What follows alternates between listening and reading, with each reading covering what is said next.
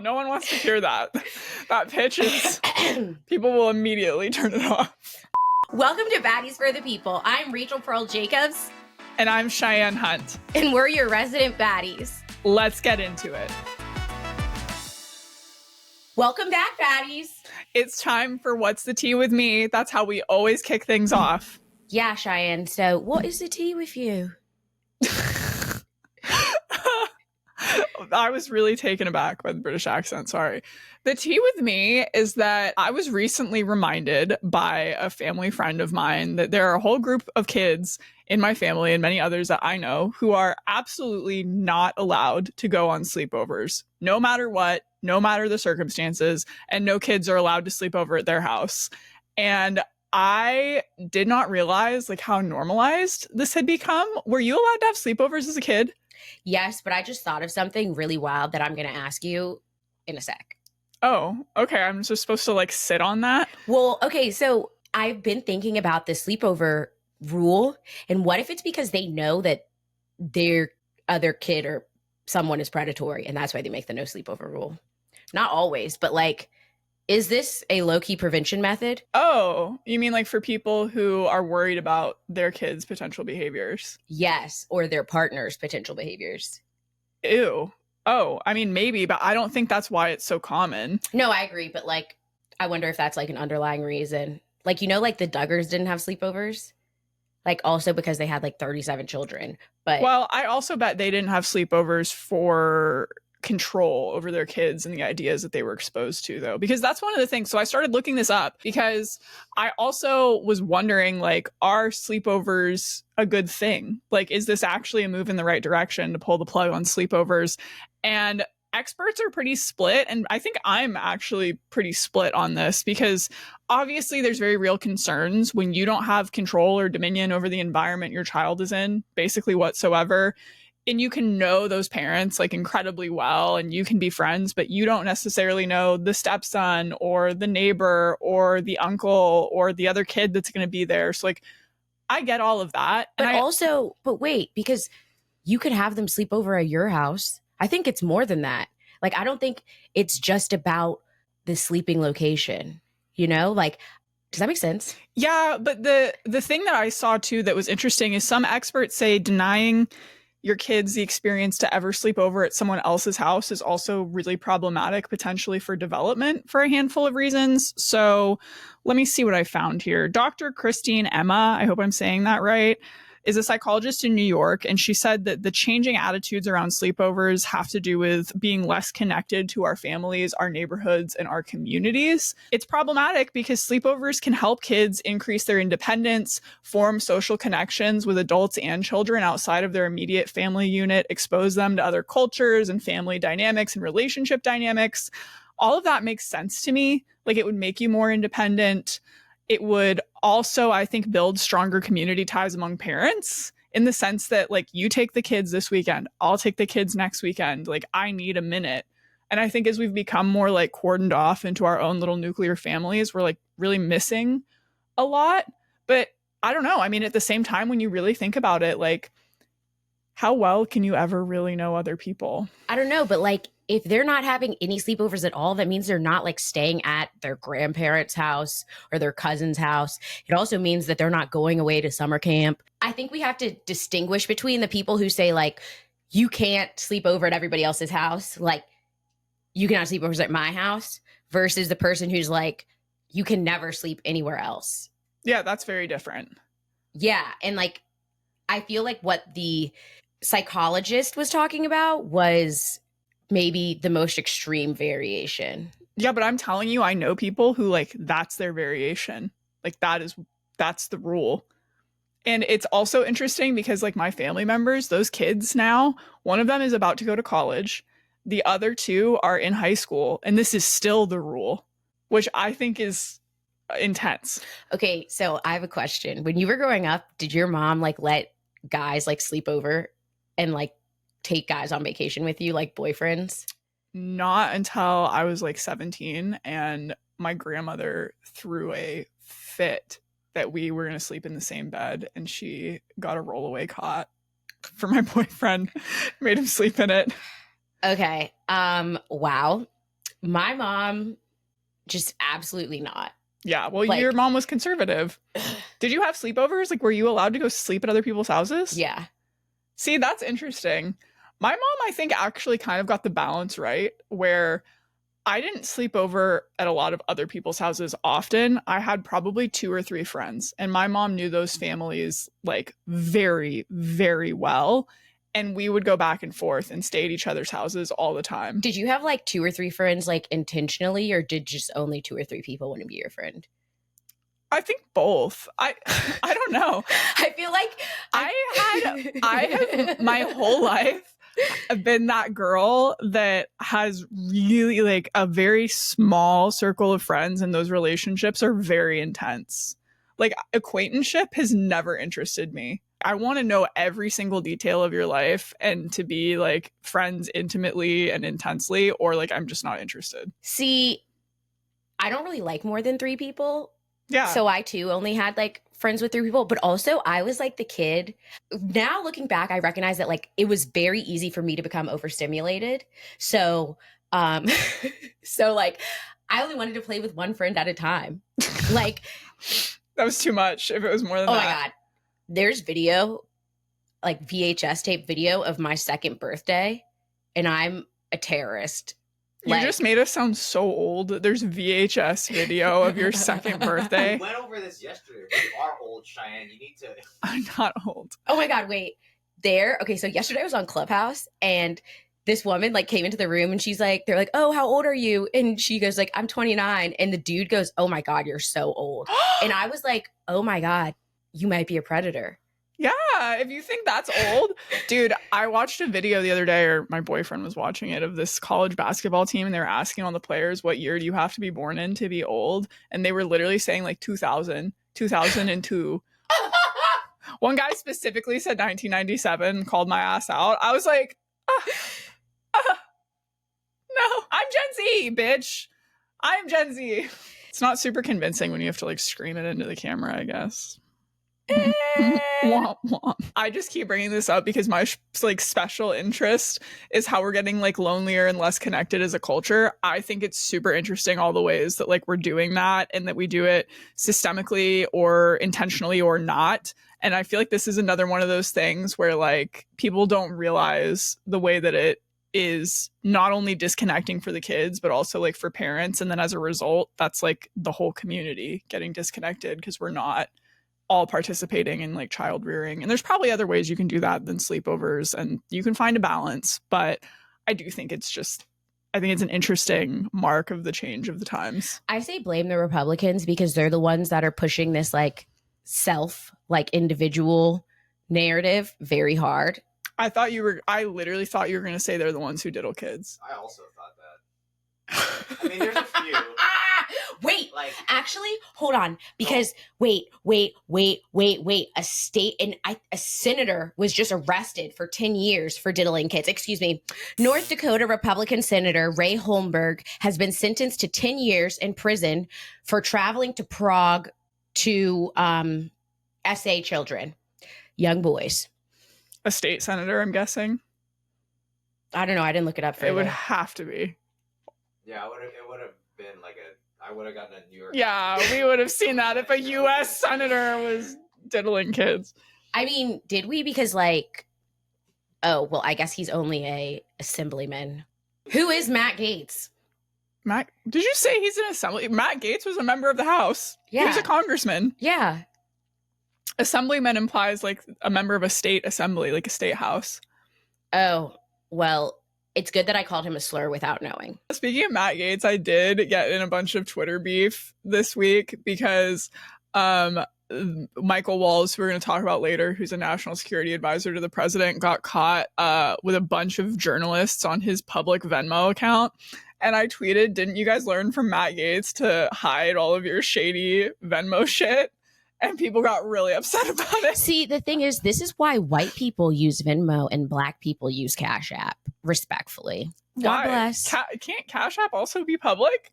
It's not just information that is handed to you. Like, you could seek the information and find it, but you're not like shown like, oh, this person just have a live feed. Yeah, no. Ah. Venmo is messy. So Cheyenne, that was your tea. Now it's time to talk about me. It's always time to talk about Rachel. Rachel, please tell me your tea. And I want to preface this by saying she didn't tell me what it was, and she said that I was gonna love it. So I'm ready. In the most sarcastic way. Oh, great. Okay. So this has to do with astrology, but it also has to do with my tea every week, which is the tragedy of my dating life. And I use this thing called the Pattern app. And basically not the Roldar. What it is it's this astrology app, but it gives you things to reflect on based on planetary alignment. So right now Venus is in retrograde. Penis and Gatorade. Venus being the planet of love. Penis self-love, being the organ of love. and relationships. Okay, so please. The look she just gave me was absolutely crazy. Also, I like that, Cheyenne, you're giving her like you don't believe in this. I believe in it privately. I'm not talking about it on the pod. Dude, but I'm just talking about like a way that you can like self-reflect. And that I'm here for. So what self-reflection does this app, I'm not even saying the name with the roll. So this app like gave me the theme of thinking about and letting go of things that prevent me from having intimacy. Okay. And that is a huge challenge for me. Okay.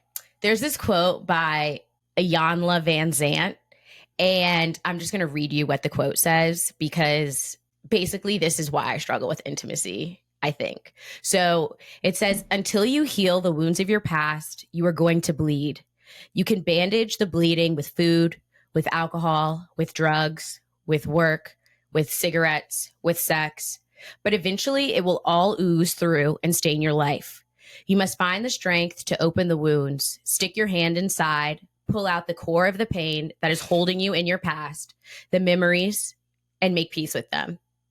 I think that's super valid. I was just taken aback by the goriness of the visual, which I know is the point, but the literal like stick your hand in the wound, I was like, whoa. Yeah, but also like how else do you address the different things in your life that have shaped you, or maybe the armor that you've put on that you are now finding isn't serving you? To be so fair too, I feel like some of the best analogies that have like really woken me up when I've needed that like change or that aha moment are super graphic. Like when I was running for office, not to like co-opt your tea, but I am co-opting it now. I'm doing a Rachel and making it about me. Yes. When I was running for Congress, it was hard, and you're putting yourself up to be judged every single day. And I started to like really spiral on my like inner critic. Like it was really not good. And I got to a place where I didn't think I was capable or worthy or worth very much. And it started from the time I woke up, like what's the point of even getting out of bed, because you're just gonna waste it and fail and disappoint people. And like that was the inner monologue. And my aunt, who has known me as long as I've been alive, heard me kind of talking on the phone about it this way, and she yelled at me, "Stop!" And she said, "Your uncle always used to say this to people when they would do that. Do you know what you're doing? You're waking up every day and you're ripping your arm out of the socket, and it's gushing blood everywhere.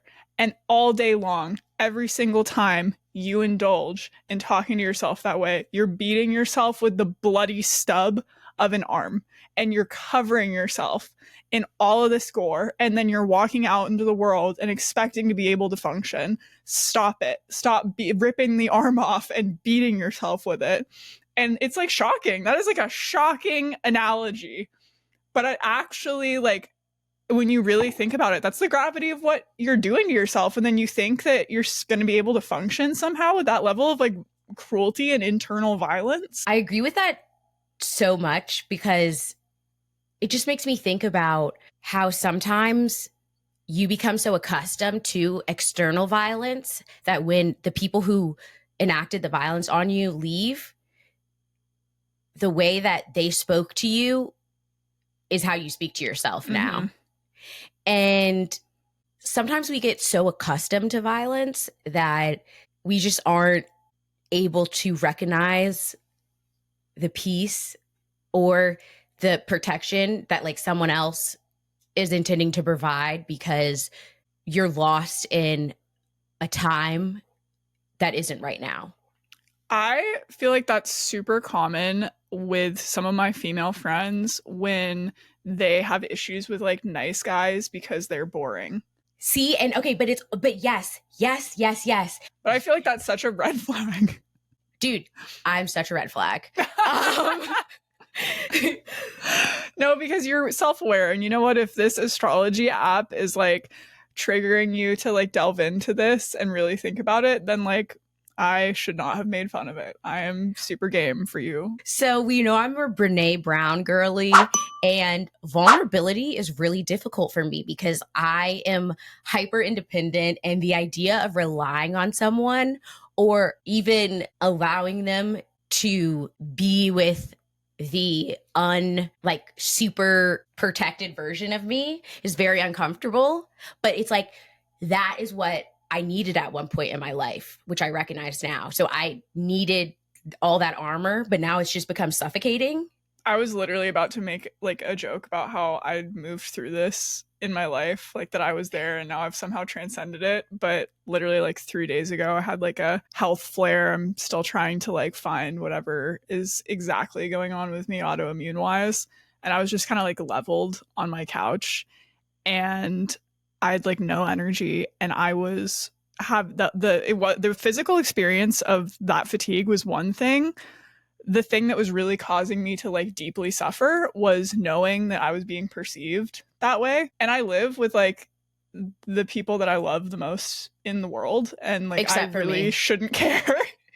Like I really shouldn't care, and yet knowing that I'm being perceived being unproductive because I'm like unwell, like I come undone. And see, the thing is though, it's not that you're unproductive. When you're unwell, you're supposed to be healing.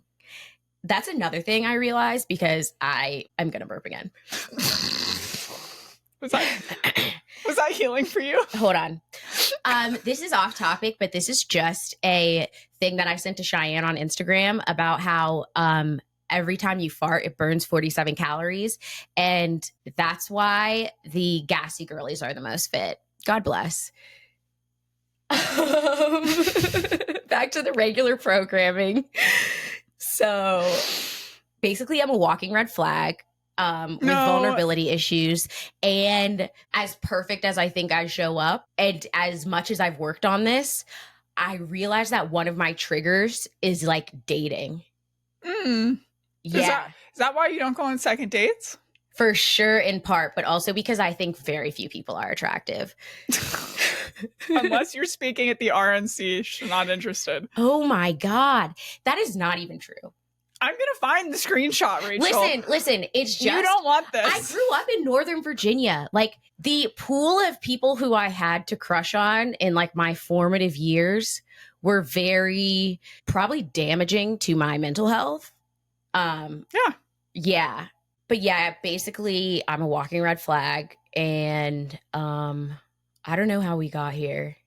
I don't think you're a walking red flag because you're doing the work. Like, you're actively recognizing the patterns where they don't serve you. And I don't know if it's necessarily even patterns, but like I'm challenging beliefs that were instilled to me. And like basically the reason I think the pattern app is so cool is because I forgot that was what it was called. Because sometimes you don't recognize that you have these like underlying problematic ideas or like these wounds that you haven't healed that you carry the armor from.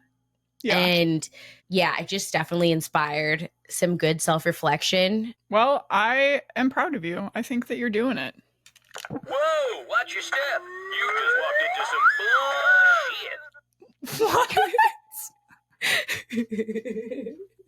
Rachel said, okay, I'm all done being vulnerable. I'm pressing my escape button. Okay, I'm done cringing over my vulnerability. So Cheyenne, what made you cringe this week? What made me cringe this week were war plans in the group chat and emojis in response to war crimes.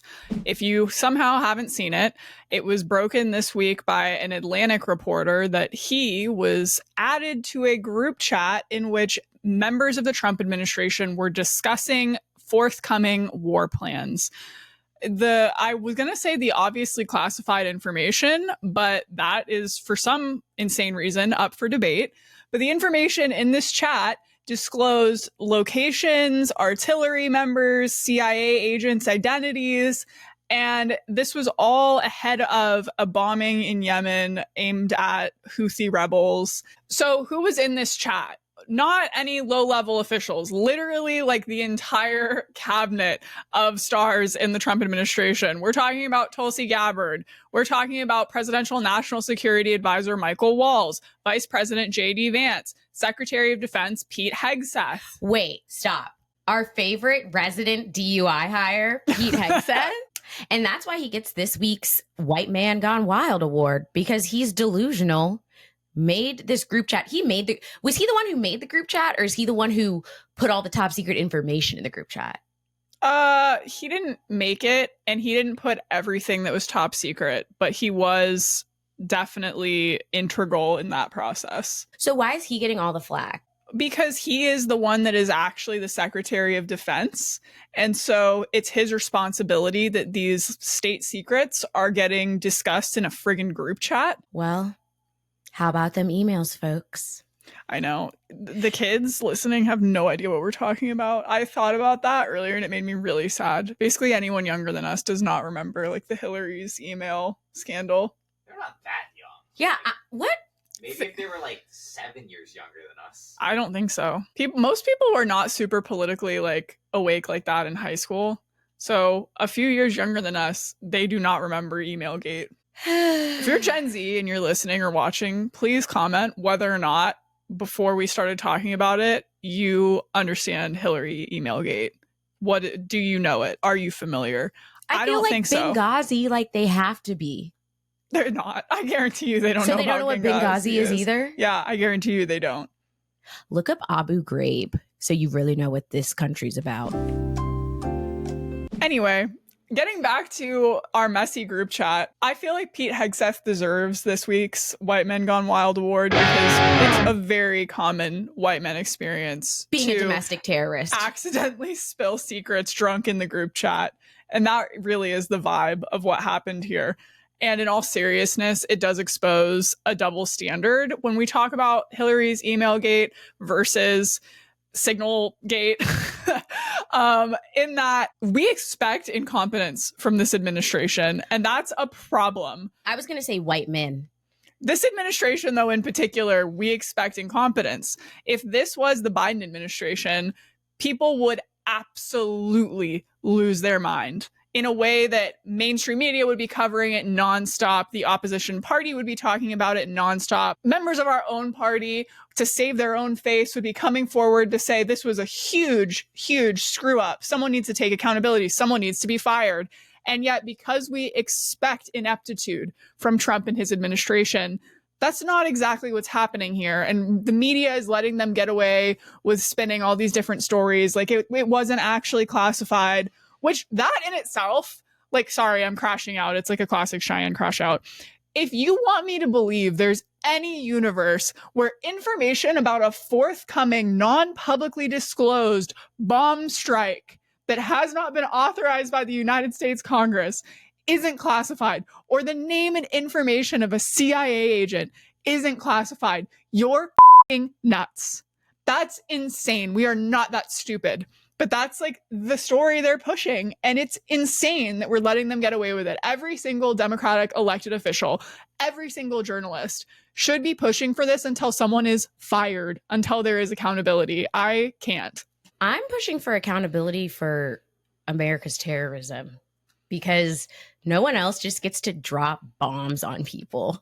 Yeah, and that's a really good point because we're also missing, and this a big part of the story that's getting covered up by the cringiness of this group chat and how it was obviously unsecured, and the fact that they're dropping cringy like Go America emojis in the chat is that this was also a war crime. We're talking about a bombing of a building. Let me see if I can find the exact message. We're talking about a bombing that almost certainly had an undisclosed number, but a massive number of civilian targets. Here's the message where Michael Walls states, the first target, their top missile guy, we had positive ID of him walking into his girlfriend's building and it is now collapsed. His girlfriend's building. How many people were in that building? How many civilians? We have no idea. And the other really problematic thing I want to talk about here, which is they were violating the Presidential and/or Federal Records Act, which requires that official communications, either of the office of the president or of the federal government, be preserved so that they can be subject to a Freedom of Information Act request, so that they can be brought into court if necessary for litigation and for just accountability and transparency purposes. But they had disappearing messages turned on this Signal chat, specifically so that everything they said would be deleted. And they still got caught by the good old screenshots. God bless those who keep receipts, okay? I know. And know that I am one of them if you ever decide to come for me. Facts. Is that your cringe? That's my cringe. I'm cringing at emojis in the group chat in response to war crimes, with the Atlantic journalist creeping in the chat. What's your cringe, Rachel? Big balls. I'm going to need you to elaborate. It's time to talk about big balls. Okay, so there's this Doge employee right now. Who's called Big Balls? Yes. Okay. And he's back in the news. You're like, back in the news? When was Big Balls in the news? Okay, so in 2022, Big Balls ran this company called Diamond CDN, and it provided network services. And one of the groups that they provided services for were these cyber criminals called eGodly. Now, I know you're just like, okay, they were just like providing network services. Like, how incestuous was this relationship? Incestuous? Don't worry, I'm about to tell you. Okay. In 2023, eGodly thanked Diamond CDN on Telegram. I didn't even know Telegram was like a social media site. Low-key, I didn't either. I didn't know that was like a place you thanked people. I thought... Yeah, that's like a message. Anyway. I don't know what I thought. They said, we extend our gratitude to our valued partners, Diamond CDN, for generously providing us with their amazing DDoS protection and caching systems, which allows us to securely host and safeguard our website. So, very incestuous. Let me give you a brief summary. Yeah, what were they up employee, to? Wait, I need to connect the dots first. Okay. Doge employee, aka Big Balls, works with cyber terrorist group. Now, what was the cyber terrorist group doing? I know you're curious. Doxing FBI agents, hacking into law enforcement email accounts, stealing cryptocurrency. Yep, super sketchy stuff. Just not someone who I would want to have my personal information through Doge. Yeah. And I also think it's interesting because this is somebody that's definitely benefiting from the Trump administration not really requiring or following the same protocol with like background checks on people who are involved in the government. So obviously this person is not going to pass an actual background check. So this is another DEI hire. Mm-hmm. DEI stands for didn't earn it. And we're going to talk about all of the mediocre white men who, for some reason, these episodes portray as me being attracted to. Has Rachel plus Big Balls, put it in a heart. Yeah. So, yikes. I'm cringing with you. Now that we've made you cringe, it's time to talk about the Holly Weird portion of our podcast. Cheyenne, what are your vibes this week?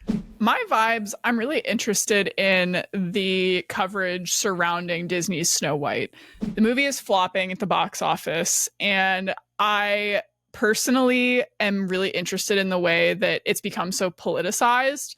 There is a narrative on both sides of the aisle that has to do with issues related to Israel-Palestine. So Gal Gadot is Israeli, very pro-Israel, and has been super open and political about that. Rachel Ziegler, who plays Snow White, has very openly been pro-Palestine, and there's been drama between her and some of the producers on this film related to her advocacy there. And there's also this whole other white supremacist argument where people on the right criticize Rachel Ziegler's casting as Snow White because she is half Hispanic and her skin is not white as snow. Actually, they're basically calling her black. Sorry, it's like literally that's what's happening. So I think it's interesting because, you know, a lot of the reviews that critics have offered up say it's Ziegler's performance that is the only redeeming thing about this whole movie, that Gal Gadot is essentially like a corpse, and anyone who's actually seen her act can probably attest to the fact that it is horrific. She's like a limp fish, just kind of there. And I agree with that. I also, and Alex and I were arguing about this morning, but I think it's also because people are just done with the Disney live action remakes. Like, holy shit, give me an original piece of intellectual property. I understand that like Hollywood doesn't want to do that right now because we're just reheating our shitty soggy nachos over and over again. But for real, like I don't want to see another Disney remake for a while, like a live action remake. You guys are doing it like every year. I'm sick of it. I'm over it. I think that is also just a big major part of why this movie is flopping. Is I don't think the market wants this. I think this was just a misstep by Disney. I don't actually think it's like a big crucible about Israel Palestine right now. But Alex, on the other hand, is Okay, wait. I think we disagree on whether or not people want them right now. That being said, though, like if you like Disney live action remakes and you listen to this podcast, I am not talking about you. All the people that listen to this show are like clearly sophisticated tastemakers at the bleeding edge of art and culture. Yes. It's everyone else I'm talking about. It's not you guys. Yes. Good save. So yeah, that's those are my vibes. What are your vibes, Rachel? Well, first, I just want to say that I thought of another nickname for Big Booty. Is that was his name? Big balls. Oh, Big Balls. So I guess you did come up with another nickname. I was going to say Juicy Booty, but you could always have Juicy Balls. Anyway, cut all of that because it didn't go well. Nope, staying in. Okay. You know, I always like to keep it legal focused in Hollywood. So the next legal headliner is that Jay-Z filed a defamation suit against the Jane Doe who accused him of rape. You said that was going to happen. You called that. But it's interesting because California has this law that says, well, I guess it's only for employees and employers. Is it? I don't know. I have no idea if the Me Too law applies. Either way, you know what's impossible? To win a defamation suit as a celebrity. Okay. Yeah, it's not technically impossible, but it is very, very difficult. No, it's technically impossible, literally. No, it's not literally impossible. Okay, I guess, because I think that Justin Baldoni's going to lose his defamation lawsuit. Yeah, he's not a celebrity. Yeah, I mean, no, he's not a celebrity. But I meant, like, I think that Blake Lively is going to prevail on her invasion of privacy claims, which are kind of equivalent to defamation claims. So I guess it's not impossible. It's just incredibly, highly, mostly unlikely. Because you have to prove that the Jane Doe knew that what she was saying was false and that she intended that false information to be harmful to Jay-Z. Yeah, and if you're not legal and you're listening to this, you're like, well, she accused him of sexual assault. Obviously, she meant that to be harmful to him. But that is actually incredibly hard to establish with proof, because if her intent was actually to litigate a claim of an assault that she said happened to her, and they can't prove otherwise, that she was sitting there plotting with the intention to do harm directly to Jay-Z, then he is not going to prevail on this claim. So there is like a little spicy piece of this because the Jane Doe is represented by Tony Busby, who is notoriously a messy bitch. I saw that. And my conspiracy theorist mind is telling me that if this case actually goes to discovery, that there may be some naming of Tony Busby and removing of Jane Doe. Tony Busby is named already in the suit. He's also being sued. Yeah, so they might drop her and just go after him. Yeah. Because that's part of the claim was they specifically said that the lawyers did it to bolster their, because Busby also represents a ton of the Diddy accusers. Yes. So they were saying that he was doing it just to get more press for his other clients. And by tacking Jay-Z's name on, he pressured Jane Doe into bringing this claim so that they would get more press for all of the other lawsuits that he was litigating against Diddy. If Jane Doe actually exists. That's interesting. Why do you say that? Because, I mean, I guess it depends when you have to disclose who your Jane Doe is that's making the accusation. So we're getting really deep into conspiracy now. You're welcome. You think Tony Busby potentially falsified a Jane Doe claim? I mean, it low-key could be kind of easy to do. Like if you have someone. I want to specify for our own liability protection here. This is wild speculation, not based in any fact whatsoever. Okay, never mind. In fact, it's legal parody. This week, our deep dive is inspired by a viral TikTok that I saw where a woman was talking about how she was not willing to pick up any of her friends from LAX, the infamous busy airport here in Southern California, because she has boundaries. And a lot of people were having heated discussion in the comments about whether or not we should support this kind of use of language, if that's what a boundary even means, if that makes you a bad friend. And it really just got me thinking about the proliferation of quote unquote therapy speak on TikTok and across social media in general. And what is it doing to us? Is it good? Is it bad? I wanted to dig into it a little bit. And so that's what we're going to do. Cheyenne refused to tell me what the TikTok was so that my reaction could be captured on camera. And I just, like, that is so dumb. I thought so. Well, no, I just mean, like, this whole, like, debate, like, y'all, how about you pay attention to the fall of our democracy? But you guys care about dropping off at Netflix? Netflix? Oh, that's staying in. How did you get from Netflix to LAX? Too many? I don't know. There was X's. So, yeah. Wow. Yeah. Oh my God. So I don't know. I mean, I think people are debating about it though, because one of the things that contributes to the fall of democracy is the fall of community. And if we are too, and maybe we're getting ahead of ourselves in the pace of this discussion here, but if we're too wrapped up in our own boundaries to pick our friend up from the airport, then how are you going to have a community to go arm in arm and fight fascism? Like, you're not. I don't know. Okay, so we totally... Unless you're my significant other who I, like, share a bed with, like, I don't even think I'd pick my brother up from the airport. No! Rachel! What? What do you mean? What do you mean? What do I mean? Have you been to LAX? Yes! No, you haven't. Yes, I have. Cheyenne's picked me up from LAX like at least twice. Thank you. Well, Cheyenne's also a passenger princess. So what she means is she has Jared drive her to pick Alex up from the airport. That is also correct. Correct, which is not the same, okay?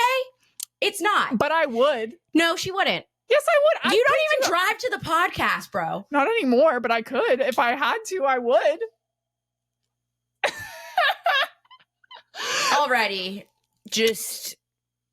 So I've made the community larger. Oh no. What do you mean you've made the community larger? I've added another member. I told you guys I only like one-on-one hangout sessions. Anyway. I told you. Rachel, we're talking about therapy speak this week. Do you want to define a little bit about what that is? Because we've definitely gotten into the meat of this discussion before we've done our basic definition work, which I know you guys hate. So let's orient ourselves within some basic understanding of what we're talking about. And by orient and you guys, she means me, because I am the one who needs the definitions, because I will then ask questions about the way that it's defined if she does not insert it or Alex doesn't put it in the outline. So tell us it's about giving red flag unwell. Anyway, therapy speak refers to the words and phrases that are used in clinical psychology. So boundaries, coping mechanisms, trigger, avoid an attachment, which I was 100% going to use all of those in like my reflection in the tea for me, which is why I think this is dumb.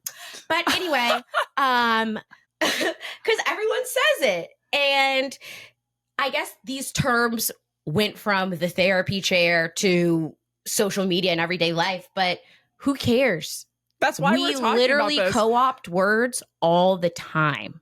Yeah. So is that a problem? Stay tuned for the rebrand. For the rebrand. That's what it is. Yeah. This is a rebrand of these words. And rather than, I think that, do we like the rebrand?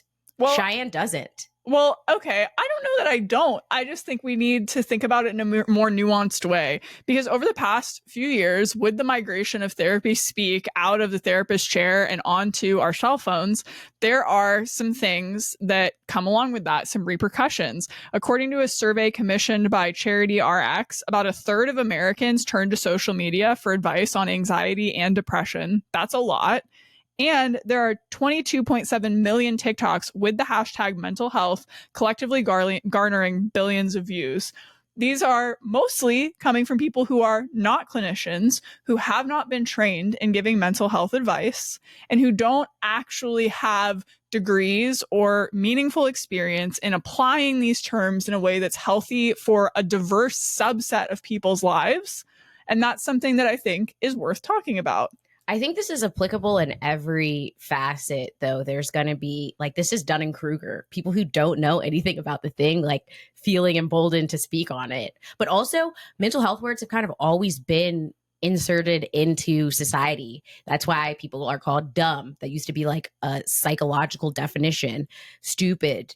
The R word that we can't say. Yeah, but I also think that once those get picked up by society, they can carry the same kind of weight and meaning, except they're being wielded by somebody who who hasn't earned through training the ability to bestow them in a meaningful way. So obviously we're getting bombarded with mental health information on social media, but we should look at how is this affecting us and whether or not it's good or bad. And I want to say up front, increased access to mental health resources and information online could be a good thing, especially in the state that we live in right now, at least in the United States, with the lack of access to meaningful mental health care for most people.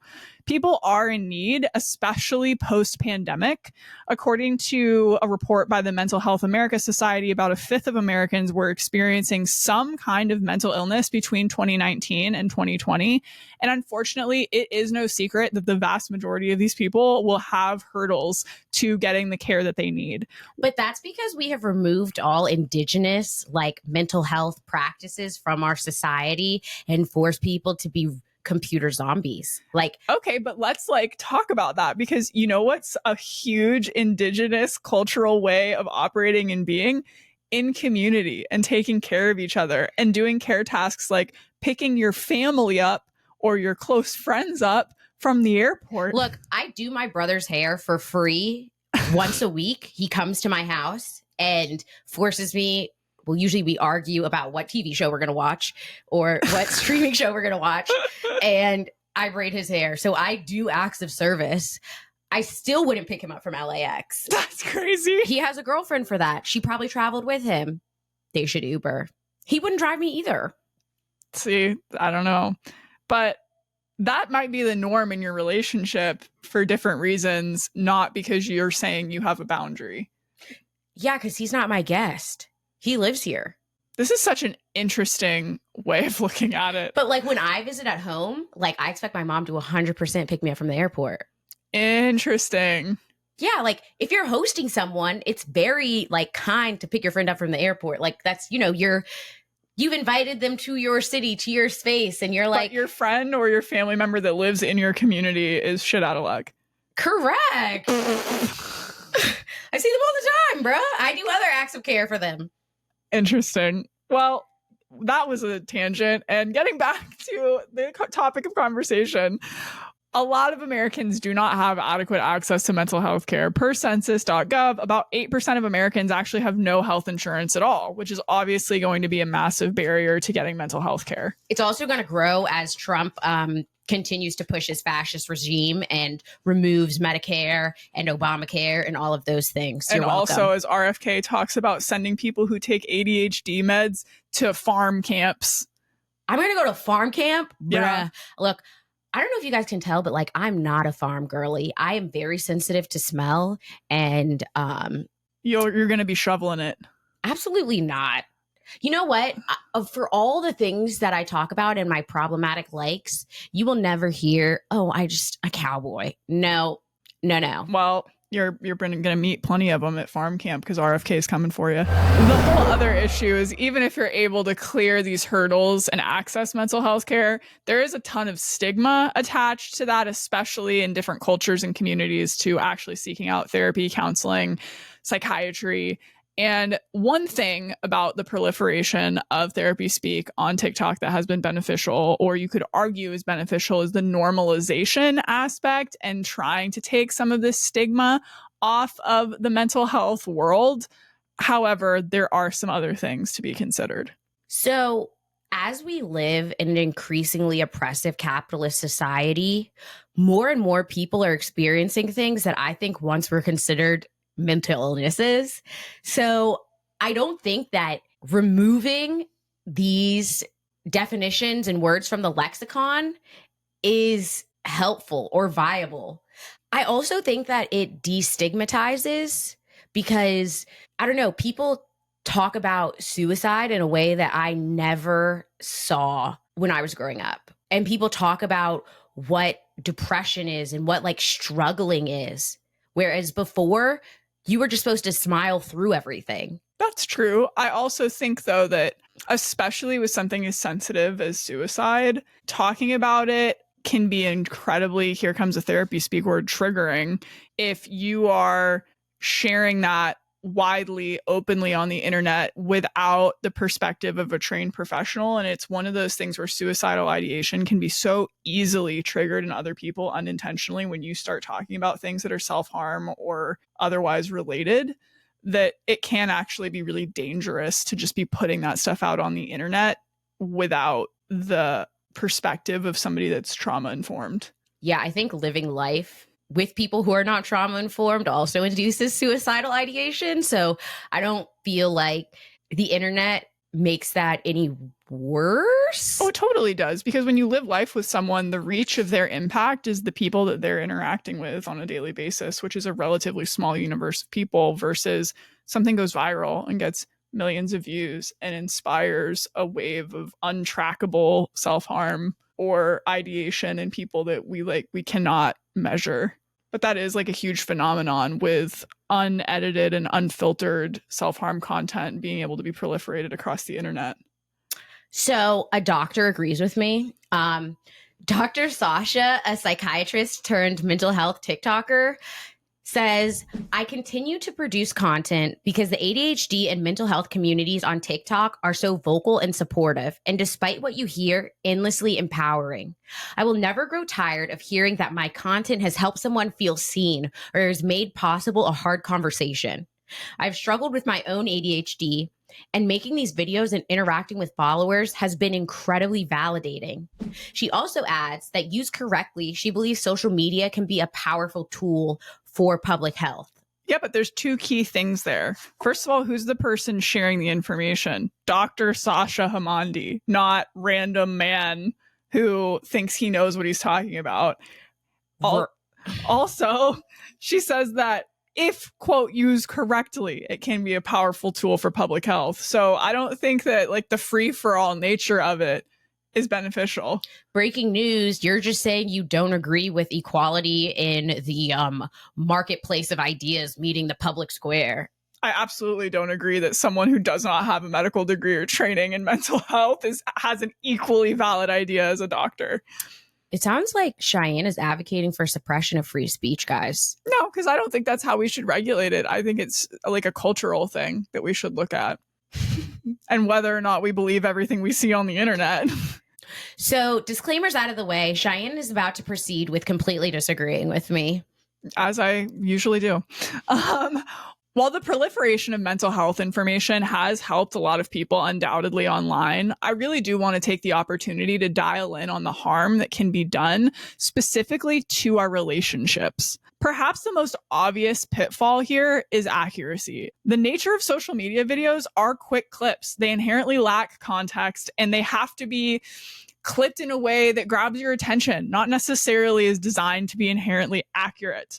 And while this is convenient, it can strip all of the essential nuance out of a conversation. What a therapist does when they work with you is they look at your specific background, culturally, ethnically, your situation, your diagnoses, your comorbidities, and then they tailor that advice specific to you and your risks. When a random person throws something out on social media for 45 seconds, none of that gets taken into account. And that's a fundamental problem.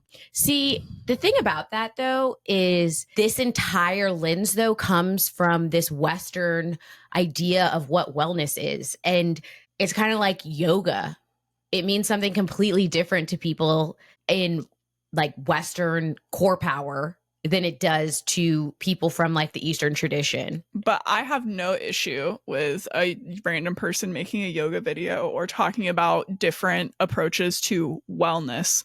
But mental health and specific mental health conditions are things that are diagnosed and treated by doctors and clinicians and have very real and specific, like they're speaking as if they're Western medicine doctors when they use these terms. They're invoking the authority of a therapist by using therapy speak. So if you want to talk to me about how I can tame my anxiety through something like yoga or breath work, I'm not going to confuse you with a doctor. I'm not going to take that information and diagnose myself. And you've offered me a tool outside of Western medicine that could be helpful for me or not. But you're not invoking the kind of authority that could be misleading or harmful. So building on my point, an article by Katie Waldman in the New Yorker identifies some of the most common ways that therapy speak is misused. Take the common phrase boundaries. In a clinical setting, boundaries involve something that is really reflected upon and not extreme, and it's all about interrelationality. But the impression that we could get from the TikTok I talked about earlier is that it means cutting people off or saying no. One of the other words, triggers, which is often used in the treatment of people with PTSD. From this very same article, Katie Waldman says the most empirical, validated approaches would have the patient slowly gaining mastery over his or her discomfort through exposure, whereas the popular understanding is much more about avoidance.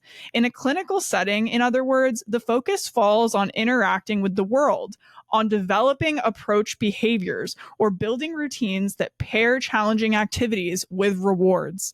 This is very, very different than the way that we see the term triggers invoked more broadly by people using this therapy speak online. So if it's not clear, when we use therapy speak both online and the real world, and we are not qualified or educated to really be invoking that in the advice we're giving other people, it can be easy to accidentally do more harm than good. It's also not just about the advice we give. These inaccuracies can also harm us and our relationships as well. Rebecca Fishbein writes in her article titled, "Is Therapy Speak Making Us Selfish?" quote, "It's important to be able to set boundaries and advocate for yourself. Occasionally, though, the emphasis on protecting one individual's needs can overlook the fact that someone else is on the other side of that boundary setting." So this is kind of exactly what we were talking about, where it's become very, very common online for people to talk about invoking boundaries to protect their peace and not having difficult conversations with friends who call in the middle of the night because they're invoking their boundaries and protecting their peace. And of course, if someone is doing that all the time, that's one conversation. But there's also just part of being a friend and having close relationships that is inherently built on mutual labor, on doing things that are uncomfortable and being able to ask for help for someone and from someone when it's taxing, that mutual trust. And if you're invoking boundaries as a way of cutting off all of those connections, you're hurting yourself and others, and you're also fundamentally misunderstanding what that term is meant for in a clinical setting. I just fundamentally disagree with that entire idea. I feel like therapy speak is just providing people with a broader adjective to describe something that societally we kind of understand the meaning of or have ascribed, maybe not the precise clinical definition, but a societal, like, at least, you know, understanding or recognition of something. And if me not picking you up from the airport is like what makes you be like, oh, this person just doesn't labor for me, they can't be my real friend. Like, bruh.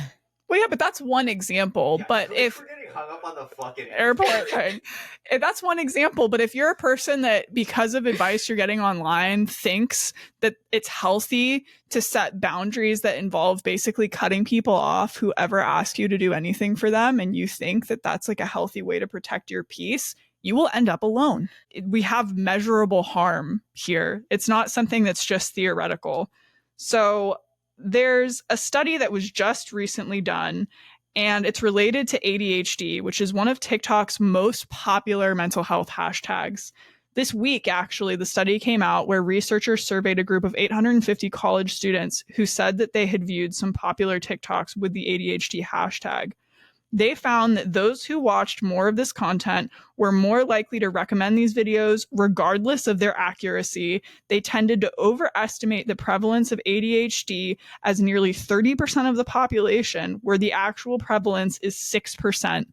We see misdiagnosis, bad treatment advice, and in general, this is something where I just think when you're talking about a diagnosis, a real condition, you're also doing harm to the people in the population that like actually live with it. Yeah, I fundamentally disagree. I think that like if you're getting your diagnosis from TikTok, then it's a good thing I'm elitist and want people who are qualified, like doctors, to diagnose me with things. I don't like. But that's what we were just talking about. When you have a huge portion of the society that cannot access mental health care because they cannot afford it, do not have health insurance, or live in a mental health care desert, then what are their options? And if their only access to resources is to try and figure out what they're struggling with is people pretending to be doctors online and throwing shit at the wall and they identify with it, like it can be really scary. But how is that any different than astrology?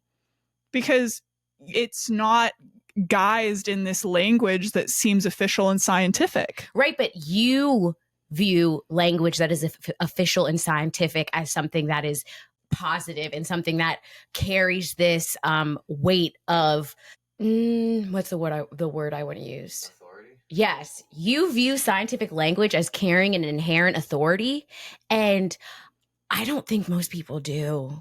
I think they do. I think that words that are real clinical diagnoses inherently carry more authority to people than something that isn't. I don't know. People believed that the government was putting chemicals in the water to turn the frogs gay. Like, I just don't ascribe this much meaning. Like, do you remember when Trump made that post on the whitehouse.gov, which is supposed to be a, certified site for verified information, and said that Joe Biden was spending money to do studies on transgender frogs? Yeah, versus transgenic, which is totally different. Yeah, so like, I don't know. I feel like I would rather someone talk about how they need boundaries from the transgender frogs. Rather that than what, though? Because I feel like you're invoking some kind of false either or that doesn't exist. No, it doesn't. But like, I just don't think it's that serious. I just think that anything that purports to be able to diagnose or solve a problem for an individual viewer, invoking language that is indicative of Western medicine authority, which a lot of people know and trust, should come with a certain degree of healthy skepticism. Well, luckily for Cheyenne, Foucault, an old white bald man, agrees with her. Foucault writes, "It was also necessary to open up language to a whole new domain, that of a perpetual and objectively based correlation of the visible and the expressible." I would do a French accent, but it's not that good, so I don't think you'd be able to understand me. Habitual and objectively.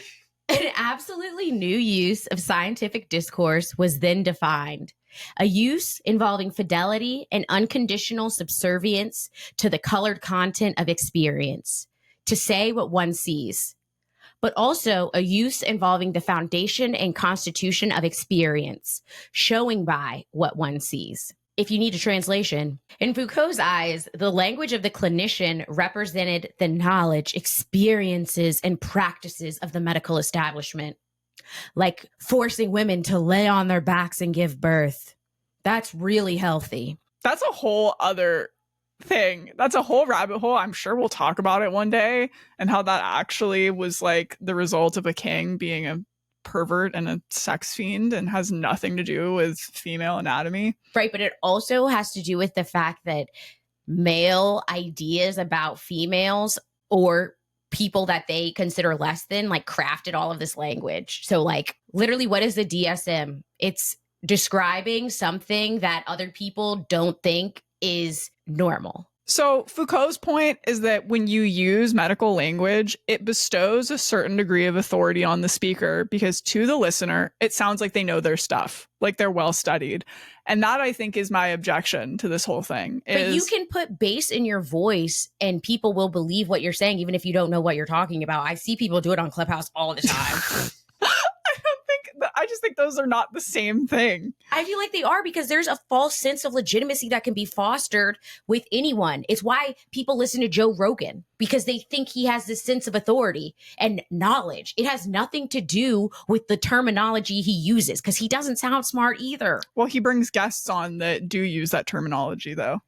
He brings like radicalized doctors. He brings people that come with those types of verbiage to bestow weight upon their crazy shit. I just think if you choose to listen to idiots and believe their shit, like, then you're susceptible to being in a cult, and you should really consider where your self-worth is at. I just think that's elitist, because if you don't have access to mental health care in any meaningful way, and you've never had access to it, and you're seeing somebody speak with what seems like authority in official terms, and that's your access to mental health care, then you very well may be vulnerable and susceptible. Also, as we've established through this conversation, it's not all black and white. There is real value that can be bestowed on people, even if it's not perfect. And it comes with destigmatization. It comes with validation, people feeling seen and understood, maybe for the first time. And so some of this hate and some of my skepticism could be undeserved or overblown. But I do think that I always err on the side of caution when I think about the internet and our duty to interact with it thoughtfully. I think Cheyenne wants to hide some books from some people and not spread the freedom of knowledge and stupidity. If you want to not know things and operate on a if you want to absorb content uncritically, like, that is a choice. It's not. Critical thinking is something that has to be developed. And a lot of people through the United States education system, a lack of resources, generational discriminatory trauma, like, do not have access to critical thinking. Yes, it's taught. And if you don't grow up in a family that encourages education, or a school system that has the ability to really teach that, critical thinking is taught. It is a skill. Yeah, I don't know about that. It's not an inherent human trait. You have to learn how to do that. You have to learn how to think, yes. Everyone has to learn how to think. But I don't think that you're saying that people don't choose to be sheeple. A lot of them don't. And I'm telling you, everybody can't be saved. That's probably true too. But I think that somewhere in the middle is a responsibility to operate thoughtfully, knowing that there is a huge portion of the population in this country and abroad that does not have access to mental health care, critical thinking skills, the ability to fact check these things, or get the kind of care that they need in the absence of other information. On an individual level, we can think about a couple of things. Our personal responsibility when we give advice to our friends or post something online, to think about the borrowed authority we may be invoking if we're using therapy speak. And also, separately, if you personally, and I know a lot of us have, and people who are very intelligent and people who have degrees and are critical thinkers, if you personally have internalized any of this stuff that you've seen online and accepted that that's true about you and your mental health or your condition or your friend and their ADHD or their depression or what a healthy boundary is or what a trigger means, you may be hurting yourself and your relationships because you've internalized that. And so thinking critically about that and not necessarily passing that on to other people, I think that's where the personal responsibility part of it comes in, where we can all kind of do our part. So the wrap up is basically, I disagree that therapy speak matters. While Cheyenne is crashing out over it, we learned some things that I didn't really consider learning, but now it's time for rent free. So Cheyenne, what's been living rent free in your head this week? Living in my head rent free this week is that there's a 24-year-old woman behind bars in Georgia for having a natural miscarriage. I want to make sure that I get this right, but she was arrested and charged with, quote, concealing the death of another person and, quote, abandonment of a dead body. Authorities found her passed out, bleeding outside of her apartment complex. They arrested her. They then took the remains from her miscarriage and without her consent conducted an autopsy, only to find that it was in fact a natural miscarriage. There was no trauma. This was not induced against the Georgia ban on abortions. Yet this woman is still behind bars. We need to be really clear about what's happened, because now what we're talking about is criminalizing a natural result of pregnancy that occurs in 1 out of every 4 pregnancies. Miscarriages happen incredibly frequently. And yet this woman is facing up to 10 years in Georgia prison for concealing the death of a person and up to 3 additional years for the abandonment of a dead body. There is no legal standard for how people are required to dispose of remains of miscarriages. Matter of fact, there aren't even any guidelines. And so instead, we're traumatizing and criminalizing women for the natural result of 1 out of 4 pregnancies. That's living in my head rent free, especially as right wingers are trying to convince women that we need to have more babies. Why the would I want to do that? If there's a 1 in 4 chance that something totally outside of my control could happen and you could try to put me in jail for it. Yeah. Also, they want to vote as the head of the household and not let women vote, which actually ties perfectly into my rent free, which is more about white men gone wild. So y'all heard of dark enlightenment theory? I've heard very, very little about this. Dark enlightenment theory comes from these people who are neo-accelerationists. Basically, that means they want to use technology to accelerate change within our government, but accelerate towards a monarchy. A monarchy, like a king? Correct. Like a CEO king figure with a deconstructed administrative state to like control the world. And you're going to have to catch the deep dive next week when we talk about dark enlightenment theory. Cliffhanger, even for me. Coming soon to theaters. All right, baddies. Well, that was a journey. Thanks for coming on it with us. This is probably the first episode in a while. Rachel and I have really been in a spirited disagreement because it's the first deep dive in a minute where we weren't just hating on Trump and Elon. So I think it's healthy, have a little bit of that discourse. Correct. Also, we don't want to be taken in the middle of the night. So we had to chill on the Elon criticism. Facts. Yeah, I'm really not trying to end up in an Salvadorian gulag. That's not funny, but yeah, exactly. No, it's true, man. They're trying to figure out how to take people's citizenship away. We are going to lose our due process rights. Rachel and I will be gulag sisters. It's going to be rough. Still put episodes out, though. You all know that they would take me first because Cheyenne is actually a closet conservative who doesn't like porn. Because I'm critical of porn, that does not make me conservative. Correct. Anyway, coming from Miss Free the nipple. Coming from Miss Oligarch's wife over here. We are I don't even know. This has been a great episode and I'm super excited to see you guys next week. Bye.